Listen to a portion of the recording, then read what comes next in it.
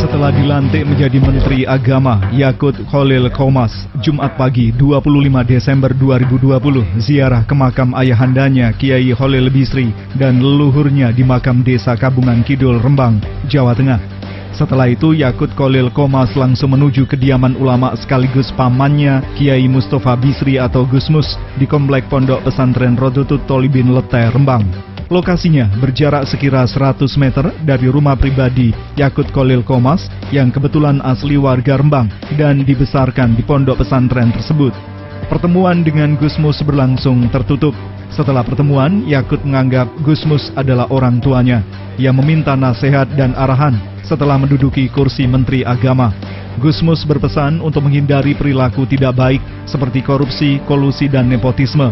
Selain itu, Gusmus juga meminta dirinya mampu merangkul semua pihak sehingga dapat mewujudkan rasa memiliki dan mencintai Indonesia. Ya, Mas. Apa nih? Saya dalam rangka tentu harus ziarah ke makam Abah, ke makam leluhur-leluhur saya, Mbah Bisri, Mbahnya Bisri dan semua leluhur saya tadi pagi. Dan sekarang saya sowan ke Gusmus. Ini orang tua saya sekarang. Jadi saya harus minta nasihat beliau. Kira-kira apa yang saya harus lakukan setelah mendapatkan kepercayaan dari Presiden untuk menjadi Menteri Agama. Saya sudah dapatkan banyak nasihat, banyak arahan. Ya tentu yang pertama harus amanah ya, harus amanah. Dihindarkan jauh-jauh perilaku koruptif, perilaku kolutif, dan pokoknya perilaku tidak baik. Kemudian rangkul jadi ajak semua untuk memiliki perasaan yang sama terhadap Indonesia.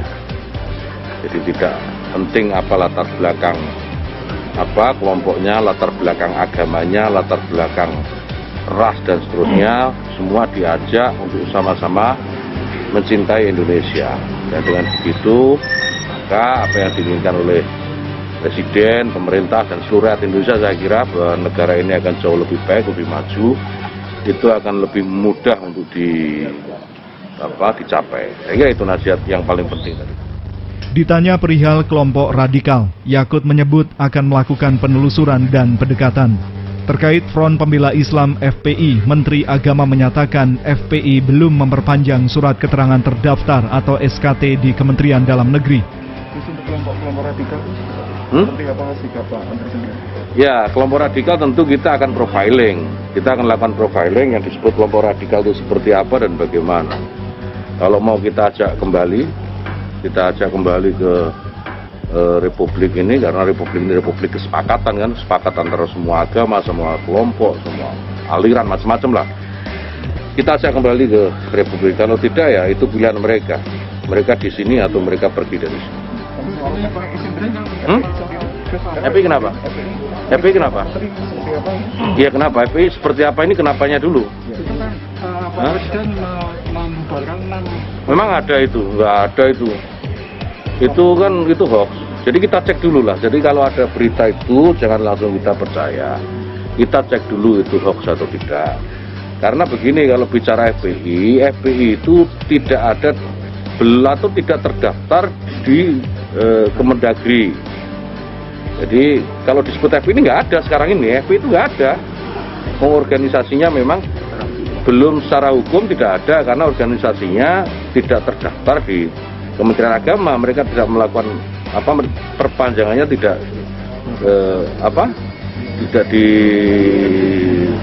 diperpanjang gitu ya. SKT-nya, surat keterangan terdaftarnya tidak diperpanjang. Jadi secara norma ya nggak ada FPI itu. Jadi kalau bicara FPI yang mana dulu nih FPI kan begitu, kita cek dulu.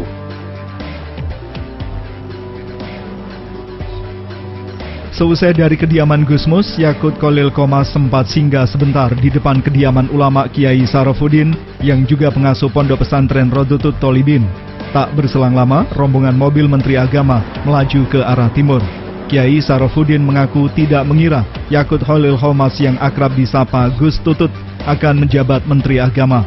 Bisa jadi karena belakangan paham radikal semakin banyak berkeliaran di Indonesia, Gus Tutut merupakan sosok yang tepat menduduki Menteri Agama.